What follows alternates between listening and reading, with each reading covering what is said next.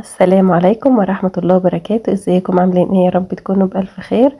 فيديو النهاردة حلو جدا، هنعمل مع بعض المكرونة النجريسكو وهعلمك كل الأسرار بتاعتها. طلعيها ازاي جوسي كده، احسن واجمل بكتير قوي من بتاعة المطاعم. يلا نشوف عملناها ازاي. بس يا ريت قبل ما نبدأ تصلوا على الرسول وتعملوا لايك للفيديو. يلا نشوف عملنا الجمال ده ازاي. اول حاجة هنعمل الحشوة، هجيب كده طاسة او جريل على النار واحط فيه كده حوالي 4 أو 5 معالق كده من الزيت. واول ما يبدأوا يسخنوا معايا قطعت كده بصلة متوسطة، قطعتها كده جوليان بالشكل اللي انتوا شايفينه ده. وهبدأ بقى كده اديها تشويحة في الزيت بالشكل ده. واول ما تبدأ تاخد لون ذهبي كده خفيف معايا هنزل على طول بشرايح الفراخ زي ما انتوا شايفين، واكون مقطعاها تقطيعة بتاعة الشاورما. هبدأ كده اوزعها في الجريل من غير تقليب لحد ما تاخد صدمة، وكل ده بيكون على نار عالية علشان انا مش عايزة الفراخ تجيب المية بتاعتها. اول ما لونها يتغير ببدأ اقلبها كده على الجنب التاني، وبرضو ما بقلبش لحد ما تاخد صدمة من الجنب التاني. انا كل ده مش عايزة الفراخ تنزل السوائل بتاعتها بالشكل اللي انتوا شايفينه ده. بعد كده هنزل بقى بالتوابل. معايا فلفل اسود، 7 بهارات، بابريكا، مرقة دجاج فورية، ومعايا بهارات فراخ. بدي بقى تشويحة كده للفراخ مع البهارات بالشكل اللي انتوا شايفينه ده.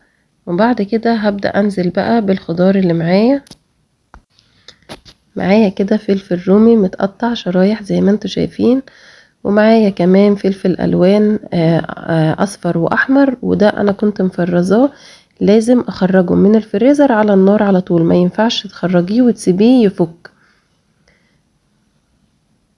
بديله بقى الخضار تقليبه كده مع الفراخ، وخلاص كده الحشوة جاهزة معانا. بس هضيف ليها الملح بتاعي واظبطها، وخلاص كده الحشوة كده جاهزة معانا.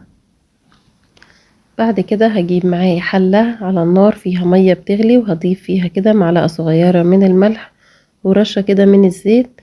وهبدأ كده احط المكرونة دي بتكون اللي هي الشرايط العريضة، وتنفع برضو بالمكرونة الاسباجيتي العادية لو دي مش متوفرة.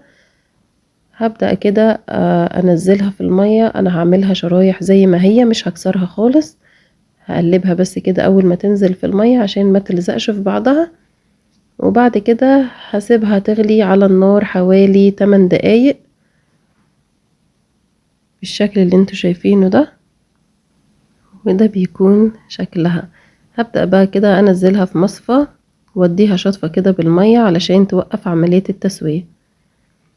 بعد كده بقى هنعمل البشاميل بتاعنا. جبت كده حوالي 4 مكعبات كده من الزبدة، ودي احسن طريقة تعملي بيها البشاميل. جبت كده 4 مكعبات من الزبدة، واحط قدهم بالظبط زيت عشان الزبدة ما تتحرقش.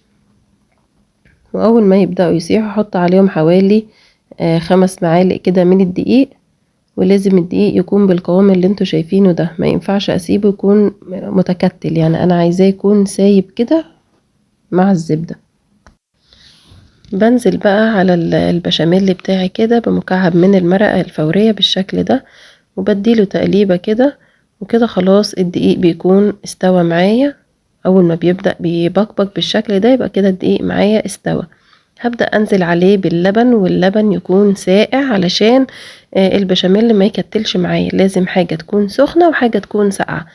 يعني البشاميل معايا سخن انزل عليه على طول بالشوربة او باللبن البارد زي ما انتوا شايفين، وبفضل اقلب على طول لحد ما يفك معايا ويديني القوام اللي احنا عايزينه. القوام بتاع المكرونة النجرسكو بيكون البشاميل بتاعها بيكون خفيف، مش زي المكرونة البشاميل. هنزل بقى بنص معلقة من الملح ونص معلقة من الفلفل الاسود بالشكل ده، وبفضل اقلب لحد ما البشاميل يغلي معايا ويبقى القوام زي ما انتوا شايفين كده بالظبط. شايفين القوام بدأ يتقل معايا. وكده خلاص البشاميل بتاعي جاهز معايا. شايفين القوام بتاعه حلو ازاي، بيكون خفيف شوية عن البشاميل العادي. كده خلاص البشاميل بتاعنا جاهز. يلا نعمل بقى احلى صينية نجرسكو. هجيب البايركس بتاعه، تقدري تعمليه في صينيه عاديه خالص. ببدأ كده احط البشاميل في الارضيه، شايفين القوام بتاعه ناعم قوي ازاي. هبدأ احط كده جزء في الارضيه، وبعد كده هبدأ احط المكرونه بتاعتي بالشكل اللي انتوا شايفينه ده. هحط نص كميه المكرونه بالشكل ده، وهبدأ اديها كده رشه خفيفه من البشاميل علشان تبقى جوسي من جوه. وهضيف كمان عليها قطع كده من الجبنه الموتزاريلا، تبقى برضو جوه في الحشوة، بتدي تيست عالي قوي. بعد كده هننزل بقى بالحشوة بتاعة الفراخ، حشوة جميلة جدا. تقدري كمان تعملي منها الشاورما، وتقدري تعمليها في السندوتشات، تقدري تعملي منها حاجات كتير قوي بالطريقة اللي انا عملتها دي. بجد جربوها هتعجبكم جدا. هبدأ اوزع الحشوة بالشكل اللي انتوا شايفينه ده، وبعد كده هبدأ اضيف عليها شرايح كده من الزيتون.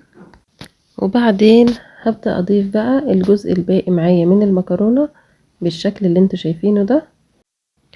وبعدين هبدأ بقى انزل بباقي الكمية بتاعة البشاميل اللي معايا بالشكل اللي انتوا شايفينه ده. وبعد كده هفضل هضيف عليها بقى على الوش. بعد كده هبدأ اضيف على الوش بقى جبنة موتزاريلا مبشورة بالشكل اللي انتوا شايفينه ده.